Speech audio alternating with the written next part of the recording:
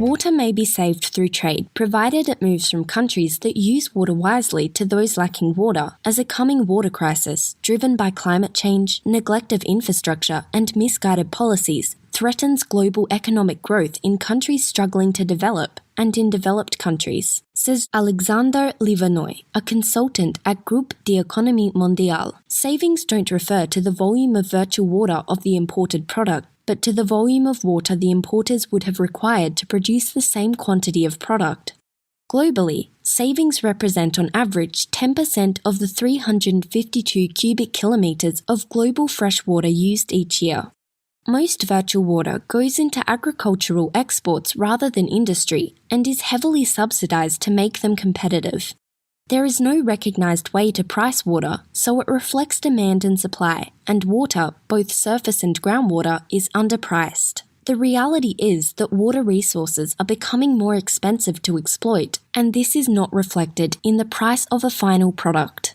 It all depends on, what the government is locally doing. And by locally, I mean domestically in a given country, to balance out the issues around water. So it's not necessarily an international trade issue at that stage. It's really just how strong is the regulatory system and the government intervention around this topic, basically, and what kind of trade-offs they are doing or making. As conventional water sources become scarcer, investment in unconventional supplies, desalinated water, reclaimed water, harvested rainwater, recycled sewerage, can become competitive. But this is not sufficient to tackle the issue in the medium term.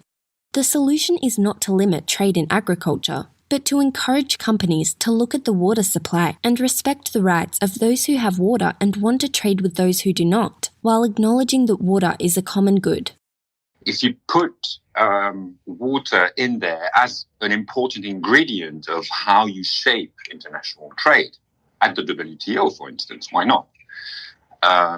Then you see things a bit differently, and perhaps some of the decision taken during the negotiation at the WTO would have been different if water was included in there somewhere.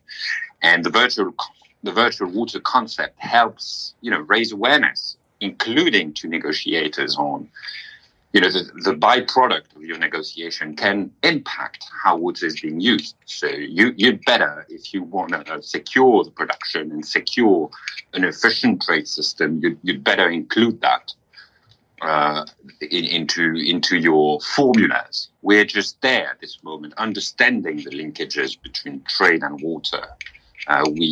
Fortunately, we have concepts and we start getting data to be able to say something and to start sort of, speaking the WTO negotiators' language through models and through, projections and what could happen under this and this and this scenario. So we're getting more professional in a way at this, but it's still in its infancy. But it goes back to the point that, shipping, for me, the only way we are commodifying water is through bottled water. But that's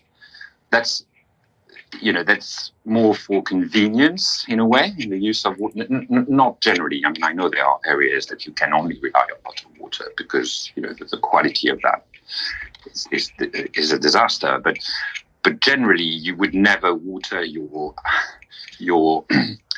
food production with bottled water. It would make no sense, right? So. Some 2.5 billion people do not have ready access to clean, safe water for drinking, washing, and cooking, and access can be secured only by funding infrastructure projects, drainage, treatment of raw water and wastewater, distribution, abstraction, and storage. But the high cost and low returns of such facilities are not attractive to private investors, leaving the state to foot the bill.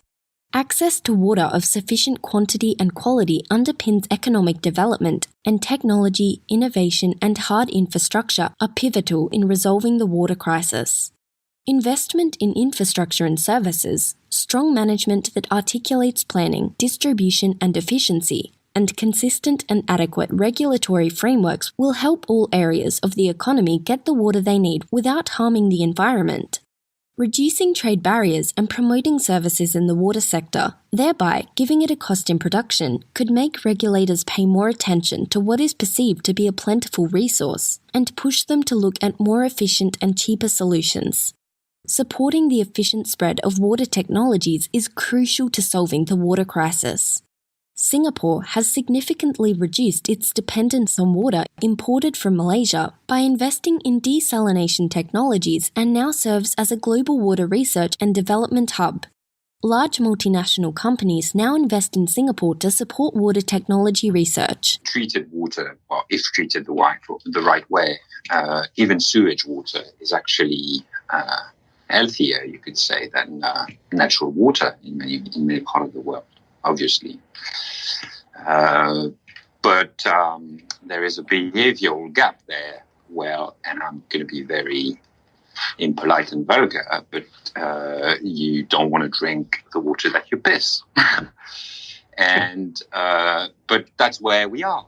That's where we are. And we have the technology and we know how to treat that water, either to give it back to the environment or to reuse it again. And I remember I was in a discussion with a big brewing company, so a big beer company, that made all the effort to, increase its water efficiency, right? So the use of water. And they came to a point where, they basically were not wasting water anymore. They came to a ratio that was outstanding in terms of how much water they put into the final product. So brilliant technology.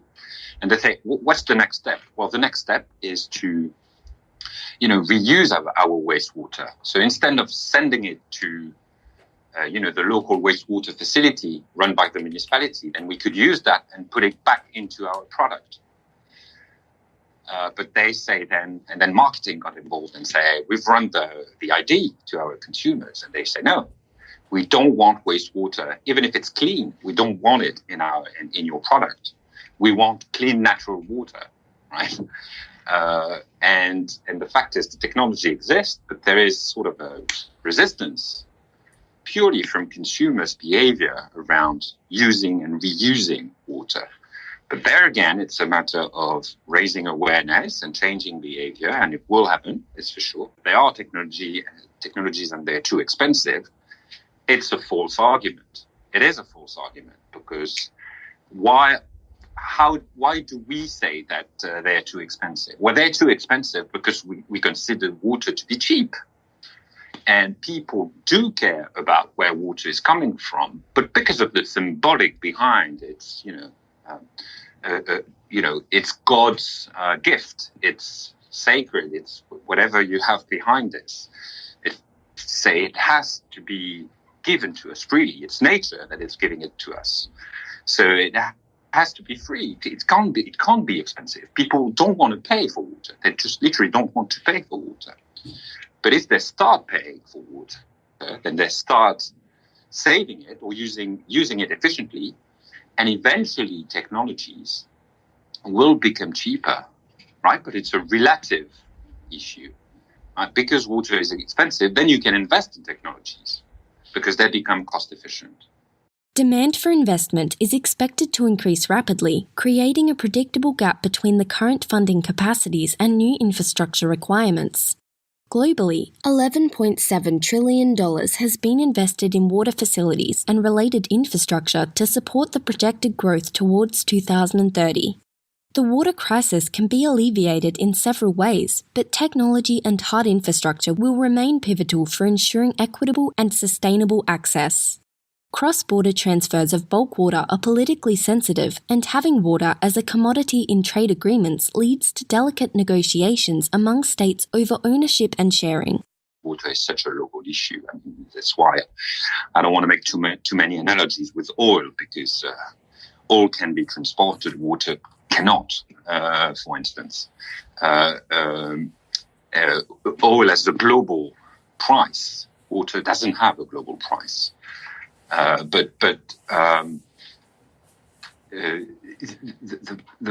the fact remains that we foresee that by 2030, there could be a gap between availability and demand of water by 40%. Again, globally, right? So if you sum every local situation or every country level situation, then we might be missing 40% of the needs around water. It's enormous. I mean, if you think about it, how can you live with this, right? Now, what this number is really literally hiding very different situation, right? So France might not be lacking 40% of its water, the water it needs, but it's likely that in a continent like Africa, growing extremely rapidly in terms of population, with infrastructure that are lagging behind, this could be a reality. And if it is a reality in Africa, you can imagine the consequence on the stability of the continent, right? So, it's a pressing issue, and that's sort of a politically correct way to say that there is a pending crisis that could be very big. It could be a disaster. And we already see that coming. And we now are seeing that it's affecting developed countries that are probably not well equipped to deal with that. Take France, take California, take, Australia in a way.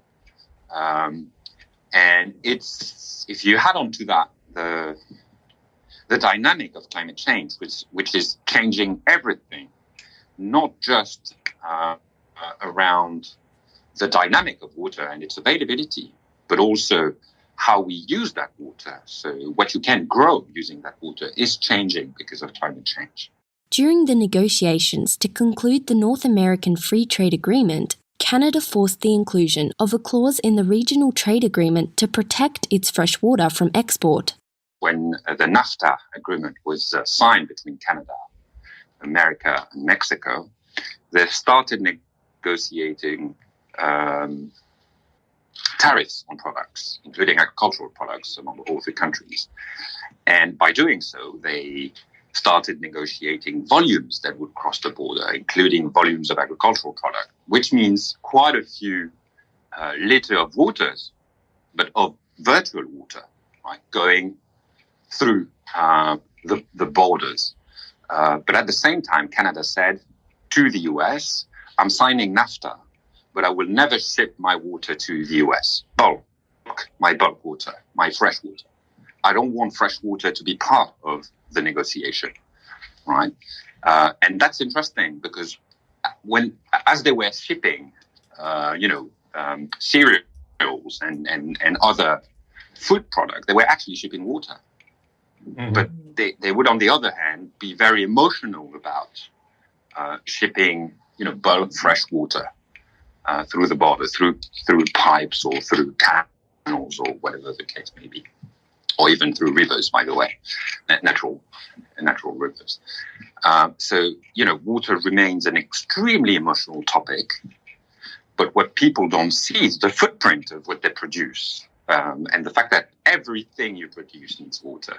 Pretty much everything, and actually, that water is being whatever you do. Water is actually being traded. It is being traded. The problem is that the price of that water is not reflected as an input, like labor, like capital, like land, in that production. So that's what the concept of virtual water is all about. It's not just measuring the content of the water content of a product and saying your T-shirts require, 10,000 liters of water to be produced.